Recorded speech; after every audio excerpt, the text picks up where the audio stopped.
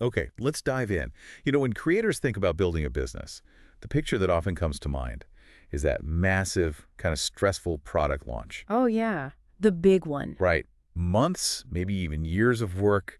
You're pouring in resources, time, money, Mhm. and it feels like you're putting everything on the line for this one big moment, high-stakes stuff. It absolutely can be. That's a common path for sure. But the risk, well, it's undeniable, isn't it? Totally. You invest so much, and then you just cross your fingers hoping the market actually wants what you built. It's a huge gamble, a real nail biter sometimes. But what if? Hmm. What if there was another way? A smarter, maybe more sustainable approach. Okay, I'm listening. A strategy that's not about one giant leap, but building momentum, piece by piece, using smaller strategic offers that fuel your growth, but without that crushing upfront risk. Ah, okay. I see where you're going. And that's exactly what we're digging into today in this deep dive. Mm-hmm. Why micro products are the secret weapon of modern creators. Love it. So we're going to break down what these micro products actually are, right? Exactly. And why they're so powerful, like beyond just being small. Yeah, and how to find ideas that people will actually pay for. That's key. Definitely. How to create them fast, price them smart. Launch them without a huge fuss, and then crucially, turn those first wins into real long-term growth. Perfect. So let's start right at the beginning. Yeah. What is a micro product exactly? How do we define it? Okay. So at its core, a micro product, it solves one very clear problem for your audience, One specific thing. one specific thing. It does it quickly, and importantly, it's priced affordably. We're usually talking somewhere in the range of, say, $7 up to maybe $99. Right. That price point immediately jumps out. It feels easier, less commitment for the buyer. It is. It massively lowers the barrier to entry, Yeah. reduces that purchase friction. People see the value straight away and the low price. It encourages those impulse buys. Yeah, you see something for $27 that solves an annoying little problem, you might just grab it. Exactly. But it's also about the creation side. These aren't things that drag on forever. Not the year-long projects. No way. They're designed to be built and launched, like, fast. Often in just a few days, maybe a week or two at most. And critically, the delivery is automated, so once it's up, it can just work for you. Okay, so let's contrast that. The traditional approach we started with versus this micro approach. Oh, it's a totally different world. Traditional products, months, sometimes years to develop. Yep. The costs can be substantial, right? Thousands of dollars easily. The risk is high because you've sunk so much in. Big investment, big risk. And they're usually priced higher, like $197, $497, even thousands. Plus, they demand a bigger commitment from the customer. Right. Whereas the micro product, You're looking at maybe days or weeks to create. Costs Yeah. are minimal, often zero, maybe up to $500 max. okay. The risk is super low because you can test ideas, tweak them, iterate. Price point $7 to $99. And the customer commitment, it's small, it's immediate, it's much more agile. Yeah, agile feels like the right word. And what kind of formats are we talking Oh, about? it's really flexible. It could be a digital template, like for social media posts or something. A focused mini workshop on one specific skill. Maybe a short power hour consulting call, even a high-value checklist, or a curated swipe file of examples. So the format follows the function. Precisely. It just needs to solve that one problem quickly and effectively. Okay, makes sense. So they're faster to build, cheaper, lower risk. Yeah. But why are they so strategically powerful? How do they actually speed up a business beyond just being, well, small? Yeah, this is where it gets really interesting. They're not just little income streams. They act as genuine business accelerators. Think of them as sophisticated tools. Okay, like what kind of tools? Well, one huge use is as a lead generation engine. A lot of creators use them as what are called self-liquidating offers, or SLOs. SLOs. Right. That's where the sale of the product itself pays for the advertising that got the customer there. Exactly right. You can run ads, say on Facebook or Instagram, promoting this low-priced micro product. The revenue you make from selling it ideally covers or even exceeds what you spent on the ads. Wow. So you're essentially acquiring paying customers for free, advertising-wise. Pretty much. It's an incredibly powerful way to scale your customer base without burning through your ad budget just collecting email addresses. You're getting actual buyers. And it brings in cash flow right away, which you can then reinvest. Absolutely. Immediate revenue. Plus, they build your authority. Think about it. Someone buys your $37 template, it solves their immediate problem, they get a quick win. And suddenly you're the person who helped them. Exactly. You're the expert who delivered value. Those small successes become powerful social proof. They build trust and make people much more receptive when you eventually offer something bigger, like a course or coaching. It's like proving your worth on a small scale first. You got it. Solving a specific, urgent problem builds that initial trust fast. And you mentioned psychology. How does that play into it? Oh, massively. The low price point, as we said, removes a huge barrier. It just feels less risky to try you out. Makes sense. Then, the immediate delivery, they buy it, they get it instantly. That provides instant gratification, right? Reinforces the positive feeling, builds trust even faster. It feels good to solve a problem right now. Doesn't it? And then there's the foot in the door effect. It's a classic psychological principle. Get a small yes first. And you're much more likely to get a bigger yes later. Someone who spends $27 with you isn't just giving you $27. They're making a micro commitment. Exactly. They've psychologically crossed a line, they've invested, even a little bit. This creates consistency. They start to see themselves as your customer, which makes them way more open to considering, say, a $497 program down the road. That small purchase changes the relationship. Okay, the power is definitely clear. But the big question remains, how do you find ideas for these things that people actually want? Because we've all seen products flop because nobody needed them. Yeah, that's the million-dollar question, isn't it? You absolutely have to start with validated demand. Don't just build something you think is cool. You need proof. So how do we get that proof? Where do we look for these pain points? You go where your audience hangs out and talks about their problems. Dive into emails you receive, look at survey responses, lurk in relevant Facebook groups or online communities, read reviews of similar products, even analyze search queries. Listen to their exact words. Yes. Mind their language. What specific words and phrases do they use over and over to describe their frustrations? Keep a running list, like a voice of customer document. Look for repetition, look for verbatim phrases, and look for intensity. Words like desperate, overwhelmed, struggling, I can't stand. Those emotional cues. They tell you where the real pain is. But remember, not every single pain point makes a good micro product. You got to filter them. Okay, what's the filter? Ask 3 key questions. 1, how urgent is this problem for them right now? 2, what's the real impact of solving it? Will it save them significant time, money, stress? 3, can you realistically solve this specific problem quickly and effectively with a focused, low-priced product? Urgency, impact, solvability. Got it. You can even use a simple prioritization matrix.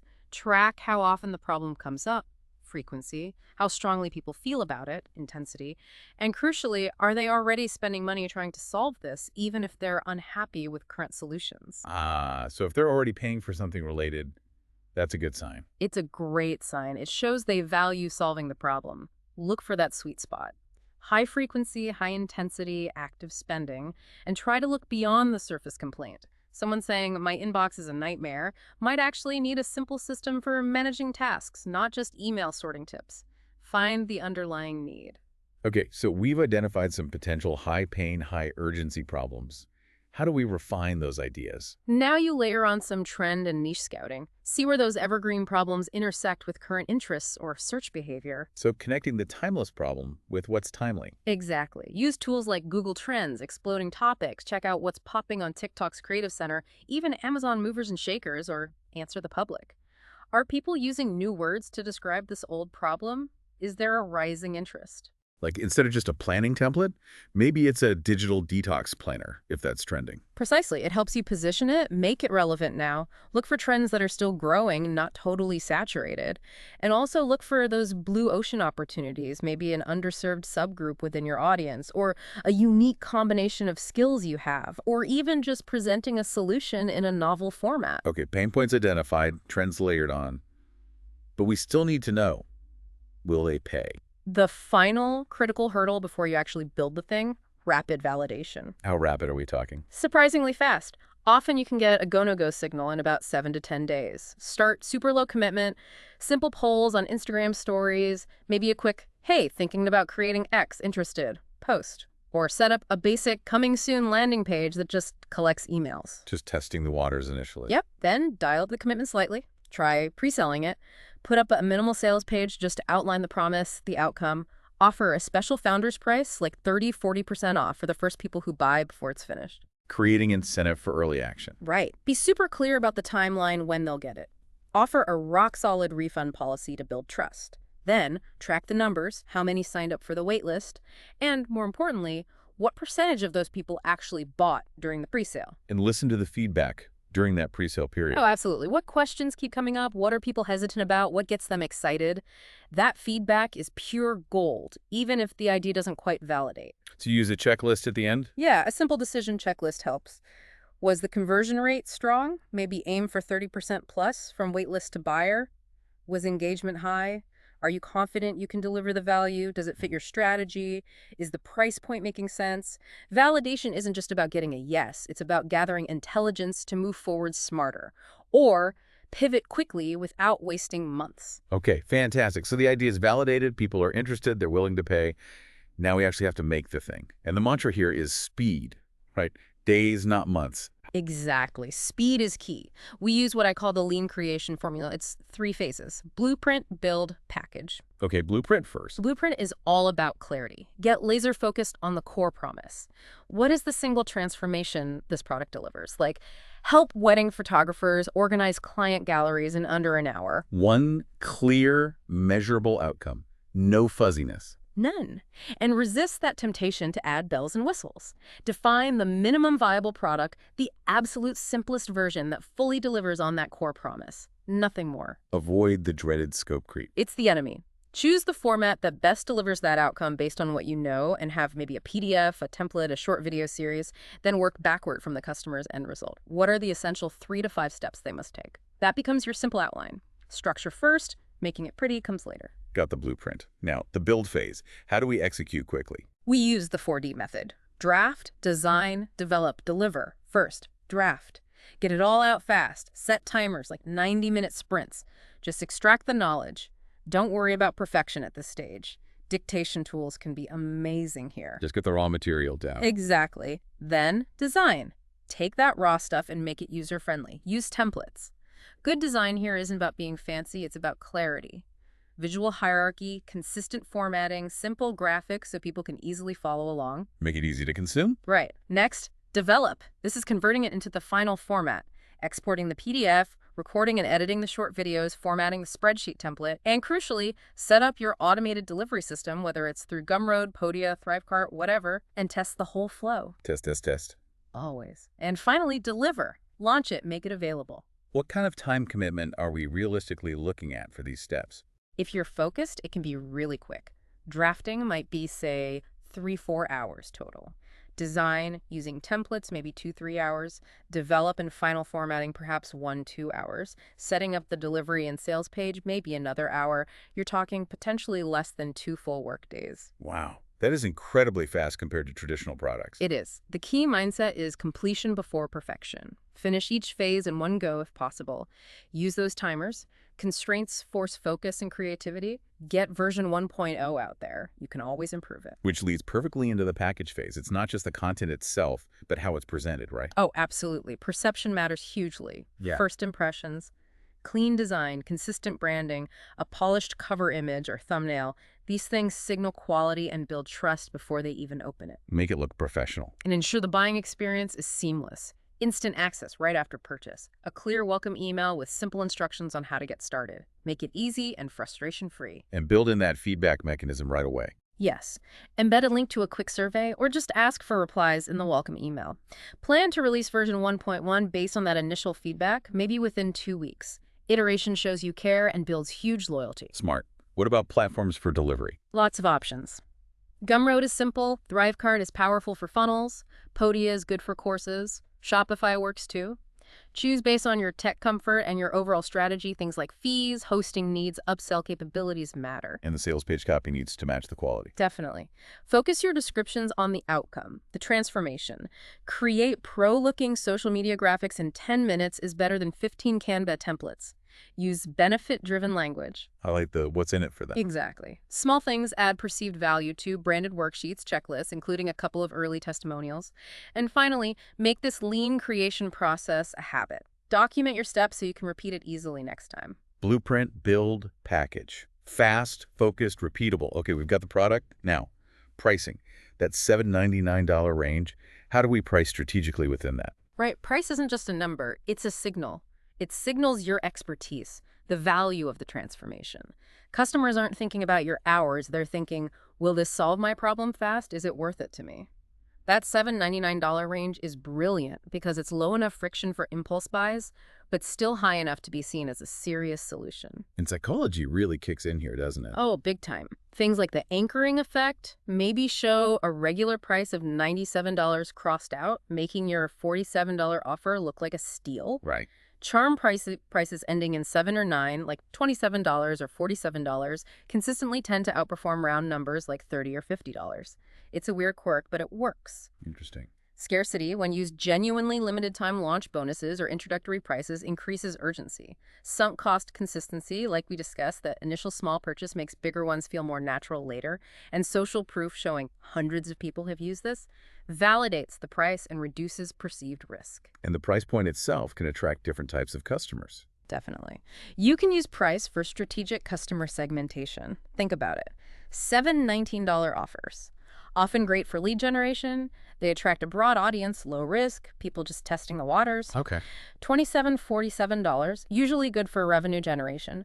These buyers are often looking for a specific outcome, maybe saving time. They're a bit more committed. Makes sense. And $49, $97. These can act as client qualification. They attract people serious about implementation, looking for a tangible transformation. These buyers are often great candidates for your higher ticket coaching or services later. So the price filters who comes in. Exactly. And you should test price elasticity. How sensitive is your audience? You might find you can raise your price by, say, 30% and see almost no drop in sales, which dramatically increases your profit. And remember, getting any payment, even $7, fundamentally changes the relationship compared to a free subscriber. They're a customer now. Okay, so how do we actually calculate the price, focusing on value? It's all about the value delivered to the customer. Forget your hours. Think, what specific problem does this solve? How much time, money, or stress does it save them? Quantify it if you can. Then look at what competitors charge. Use that as a baseline, but don't just copy them blindly. Right. Then factor in its role in your funnel lead gen, revenue, qualification.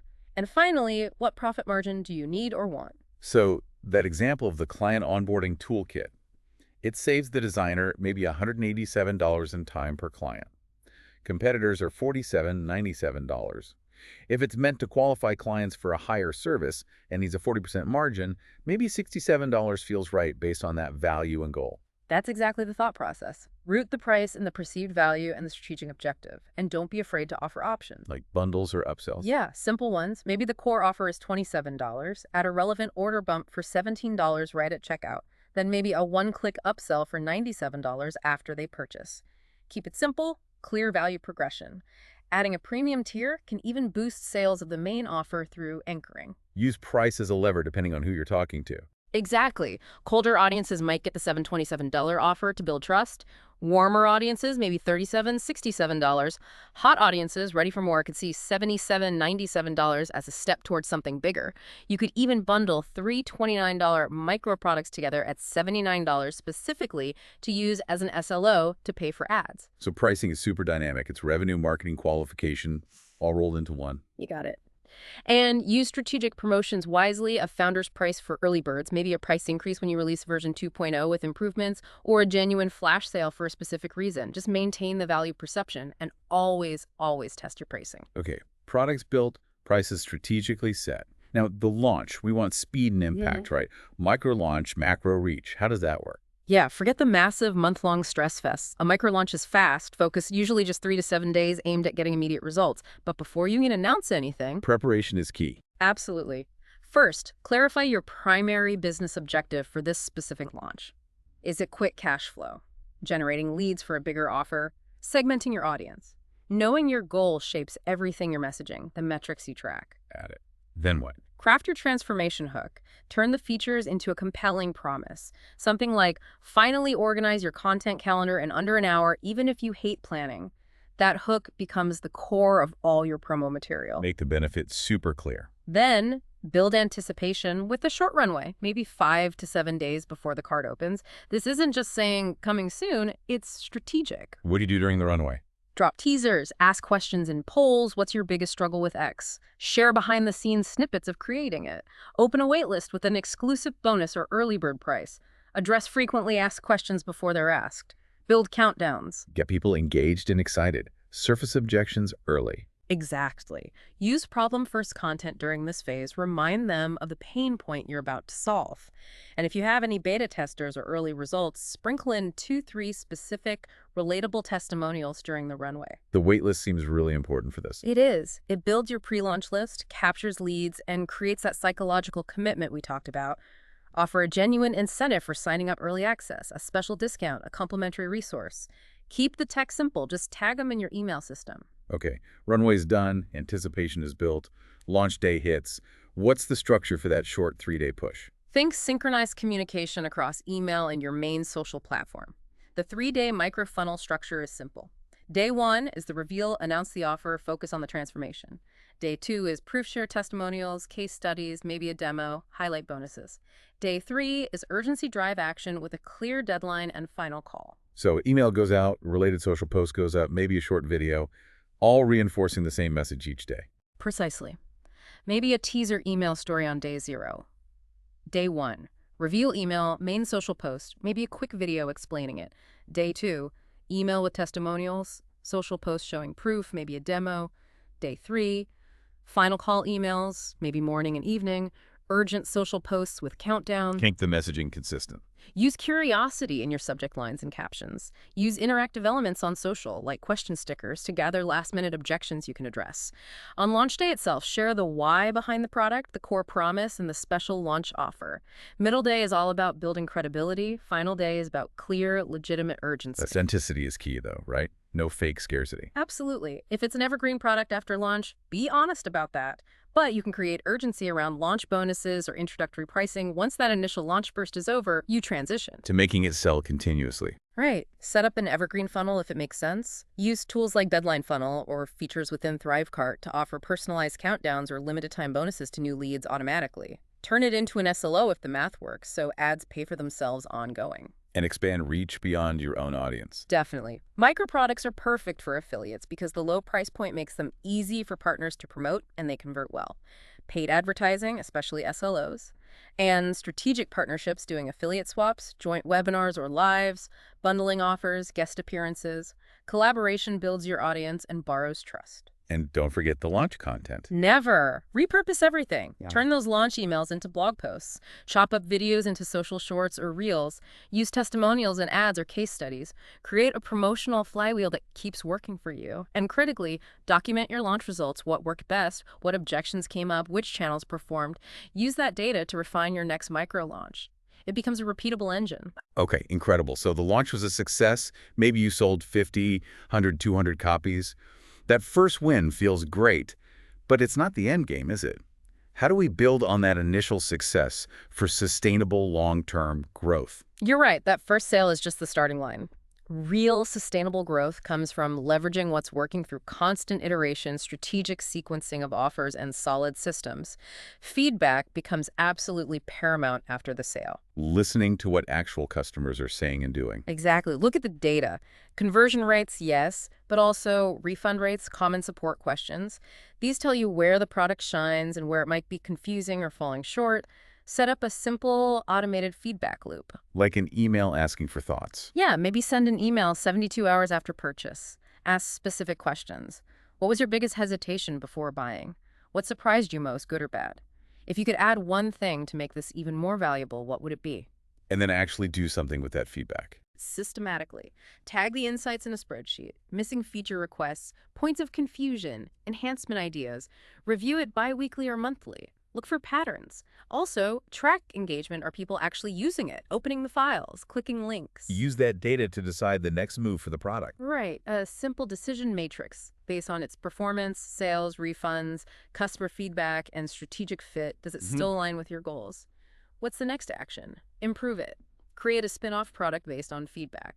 Or maybe even sunset it if it's not working. Like that copywriter example template, feedback led to a separate email body blueprint. Exactly. That spin-off likely increased the average value of each customer. Run focused improvement sprints on existing successful products, maybe 30 days to add more examples, clarify a section, record a quick start video based on common questions, iterate on the strengths people love, don't just fix weaknesses. And then layering offers, building on that initial micro-product success. This is where the compounding growth really happens. Map out your ideal customer's journey. They bought your first micro product to solve problem A.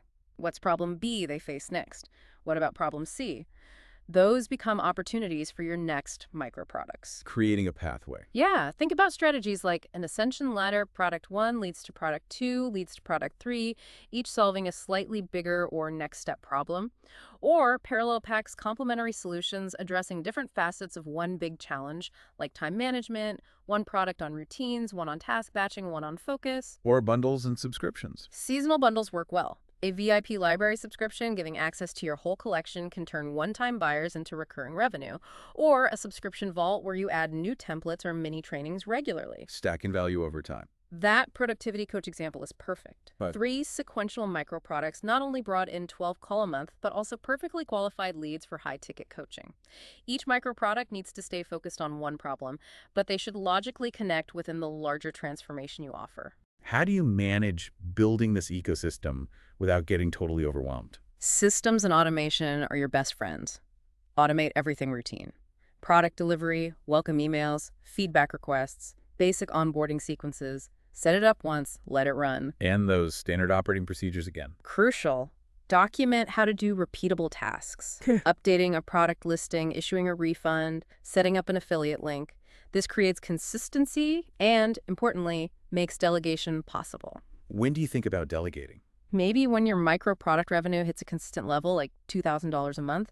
Start small, delegate customer support emails, basic graphic updates, tech troubleshooting, use your SOPs, outsource tasks that aren't your core genius. Freeing you up to create the next thing. Exactly. Expand reach strategically.